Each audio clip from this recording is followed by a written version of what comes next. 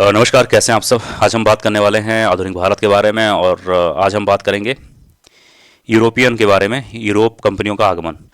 मेरा मन तो यह है कि घटना चक्र बुक जो है कितना इंपॉर्टेंट, शायद मुझे बताने की जरूरत नहीं, क्योंकि आप लोग UPPCS R O UPPSC exam की तैयारी कर रहे हैं, तो घटना चक्र के बारे में मुझे बताना पड़ेगा। अगर तो कहीं ना कहीं आपकी तैयारी अच्छी नहीं होगी, तभी मुझे बताना पड़ेगा, क्योंकि घटना चक्र बुक इतना इंपॉर्टेंट है। क्योंकि जो बच्चा तैयारी कर रहा होगा यूपीपीसीएस की, उसको मतलब बहुत ही ज़्यादा मालूम है कि घटना चक्र कितना इंपॉर्टेंट। हर एक टॉपर, हर एक टीचर के द्वारा ये कहा जाता है कि घटना चक्र book very very very important है। तो मैंने सोचा क्यों ना आज चैप्टर वाइज हम लोग बात करते हैं, चैप्टर ही डायरेक्टली पढ़ते हैं, लाइन बाय लाइन। आप भी पढ़ो, मैं भी पढ़ूँ, इंजॉय करते हुए अब पढ़ेंगे और समझेंगे। इसमें ज़्यादा कुछ होने वाला नहीं है, सिर्फ लाइन बाय लाइन पढ़ेंगे और समझेंगे आपस में। ठीक है, चलिए स्टार्ट करते हैं। वास्को डी गामा गुजराती पथ प्रदर्शक अहमद इबिन मस्जिद की सहायता से भारत के पश्चिमी तट पर स्थित बंदरगाह कालीकट पर 20 मई 1498 को पहुंचा। अब एक चीज़ ये जान लो, क्या जान लो, आइए जानते हैं कि वास्को डिगामा जो था वो गुजराती पथ प्रदर्शक, यानी कि गुजराती एक पथ प्रदर्शक था जो रास्ता दिखाने वाला, उसका नाम था अहमद इबिन मस्जिद। उसके साथ, उसकी सहायता से कह सकते हो कि भारत का जो पश्चिमी एरिया है वहां पर वो जो कालीकट नाम का एक जगह है, बंदरगाह है, वहां पर वो 20 मई 1498 को पहुंचा था। ये चीज ध्यान देना। उसने यहां पहुंचकर भारत के नए समुद्री मार्ग की खोज की। तो समुद्री मार्ग की खोज किसने की? Vasco D gamma. कालीकट के तत्कालीन शासक जैमोरिन ने वास्को डी गामा का स्वागत किया। तो जो कालीकट था वहां का एक शासक था जैमोरिन, उसने वास्को डी गामा का स्वागत किया। कहा कि आओ भैया, आपका स्वागत है, आ जाओ, व्यापार करो भारत में दिल खोल के। वास्को डी गामा के भारत आगमन से पुर्तगालियों एवं भारत के मध्य व्यापार क्षेत्र में एक नए युग का शुभारंभ हुआ। वास्को डी गामा ने काली मिर्च के व्यापार से 60 गुना अधिक मुनाफा कमाया, जिससे अन्य पुर्तगाली व्यापारियों को भी प्रोत्साहन मिला। अब बताओ यार, इतना ज़्यादा प्रॉफिट अगर आज के समय के बिजनेस में होने लगे तो क्या ही कहना। सोचो, अगर 1 किलो मिर्च की कीमत हम बात कर लेते हैं 100 रुपया है, तो उसने 100 रुपया का खरीदा और उसमें प्रॉफिट उसको मिला 60%। सोचो 60% कितना हो गया, 6,000 रुपया को का उसने बेचा। तो इतना ज़्यादा प्रॉफिट होगा तो जाहिर सी बात है कि जैसे आसपास के पड़ोसी लोग जब किसी का प्रॉफिट होता है तो जलने लगते हैं, वो भी सोचते हैं कि हमको भी करना है। उसी तरह वास्को डी गामा ने जैसे काले मिर्च पर 60 गुना प्रॉफिट पाया, फिर अन्य पुर्तगाली व्यापारी को भी और प्रोत्साहन मिला कि भैया हम भी व्यापार दबा के करेंगे। ठीक है। फिर 1505 में फ्रांसिस्को द अल्मीडा भारत के प्रथम पुर्तगाली वायसराय एवं गवर्नर बनकर आया। कभी ये भी पूछ ले कि पहला पुर्तगाली कौन था जो भारत में वायसराय एवं गवर्नर बन के आया, तो जान लो कि 1505 में एक नाम था Francisco de Almeida. De Almeida, de Almeida से इस तरह याद कर लो, अलमारी, अलमारी में क्या रखा था? सामान, सामान रख दो भर के। तो ये लोग का क्या था कि काली मिर्च एकदम भर भर के लेके जाओ। तो इसी तरीके से याद कर लो फ्रांसिस्को द अल्मीडा। अभी कभी पूछ ले कि पहला पुर्तगाली वायसराय और गवर्नर कौन था, तो याद रखना अल्मीरा, अल्मीरा से अल्मीडा। ठीक है, ये चीज ध्यान देना।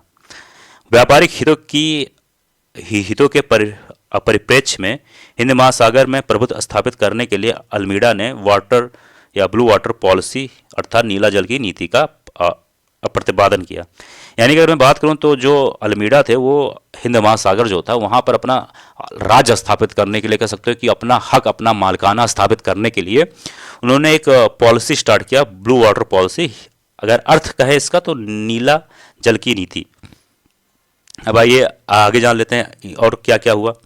अल्मीडा के बाद अल्फांसो द अल्बुकर्क जो थे, अल्मीडा का कार्यकाल खत्म हुआ। अब उसके बाद कौन आया? अल्फांसो द अल्बुकर्क 1509 में गवर्नर बन के आया। तो पहले कौन आया? अल्मीडा, फिर आया अल्बुकर्क। ठीक है, कर्क, अल्बुकर्क। उसने 1510 में क्या किया कि बीजापुर के शासक यूसुफ आदिल शाह से गोवा छीनकर अपने अधिकार कर लिया। ये देखो, जैसे ये आया तुरंत अपना भौकाल मचाने लगा। क्या किया? जैसे ये 1509 में आया, अब तुरंत क्या किया, जो बीजापुर के शासक थे यूसुफ आदिल शाह, उनसे कहा एक काम करो, गोवा तुरंत मुझे दो। मतलब छीन कर, मतलब लड़ाई झगड़ा युद्ध करके। यार ऐसे छीन के थोड़ी ना कि लाओ हमको दे दो, ऐसे थोड़ी ना होता है। आगे हम लोग बात करने वाले हैं। मोटा मोटा कॉन्सेप्ट समझो कि आपको याद क्या करना है। ठीक है।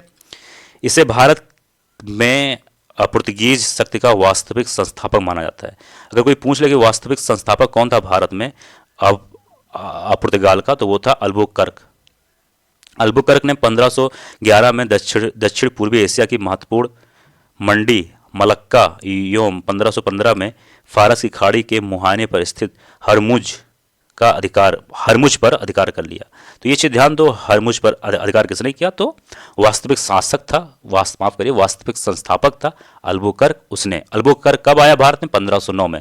और अल्बुकर्क ने गोवा कब छीना? तो 1510 में बीजापुर के जो शासक थे यूसुफ आदिल शाह से, उनसे कहा एक काम करो, गोवा चुपचाप मेरे हवाले कर दो। आगे आते हैं। अल्बुकर्क के बाद प्रमुख गवर्नरों में से एक नीनो डी कुन्हा था। यह 1529 से 1538 तक गवर्नर रहा।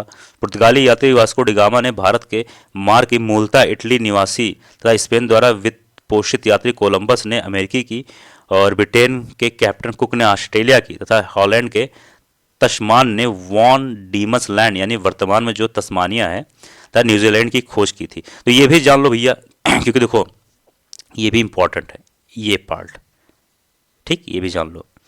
पुर्तगालियों के भारत में प्रथम यूरोपीय दुर्ग का निर्माण अल्फांसो द अल्बुकर्क जो है द्वारा 1503 में कोचीन में कराया गया था। अब एक चीज यहां पर थोड़ा और जान लो, पुर्तगालियों के भारत में प्रथम दुर्ग यानी भारत में प्रथम यूरोपीय दुर्ग, अगर हम बात को, पुर्तगाली कौन थे? यूरोपीय थे। और सबसे पहले कौन सा यूरोपियन कंट्री भारत में आया? तो वो था पुर्तगाली। तो अगर पुर्तगाली कोई भी काम करेगा तो वो जाहिर सी बात है पुर्तगाल के साथ साथ यूरोप का भी सबसे पहला काम होगा ना, तो ये भी ध्यान देना।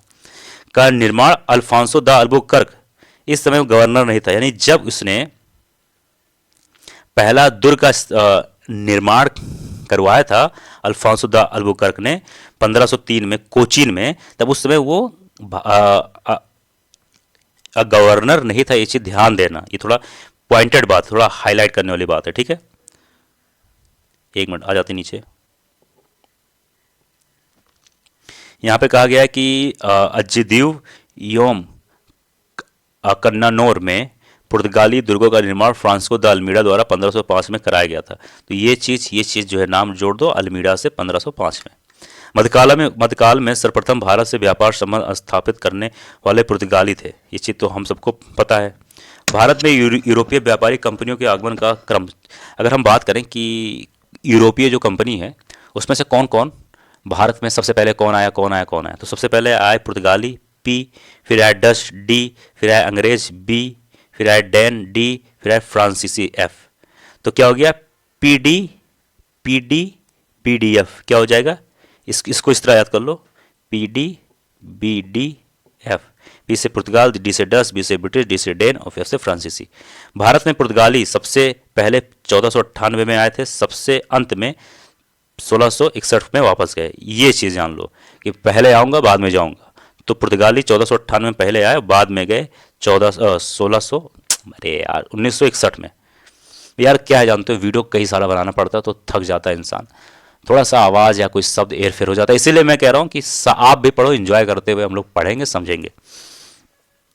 अब 1961 में ये लोग गए पुर्तगाली लोग, इसी बीच में ब्रिटिश चले गए, डैन चले गए, डच चले गए, लेकिन पुर्तगाली ने क्या किया कि भैया हम तो जाएंगे बाद में।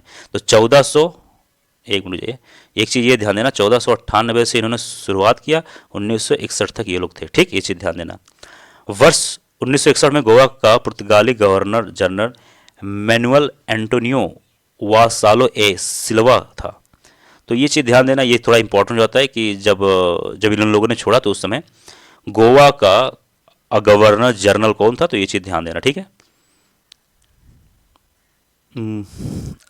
अब मुझे लगता है कि आज का वीडियो इतना ही रखा जाए, काफ़ी लंबा वीडियो हो जा रहा है। मिलते हैं अगले वीडियो में, इसके बारे में हम लोग विस्तार से आराम से 2-3 वीडियो में बात करेंगे। देखो मैं चाहता तो इसका पीडीएफ बनाता, फिर पढ़ाता, बोलता। देखो मैं चाहता हूँ कि मैं पढ़ूँ, तुम भी पढ़ो, देखो समझो, एंजॉय करते हुए पढ़ो, ठीक है। खाली समय रहे यूट्यूब पे वीडियो देखने से अच्छा ये वीडियो देखो, एंजॉय करो, पढ़ो। मिलते हैं अगले वीडियो में। जय हिंद, जय भारत।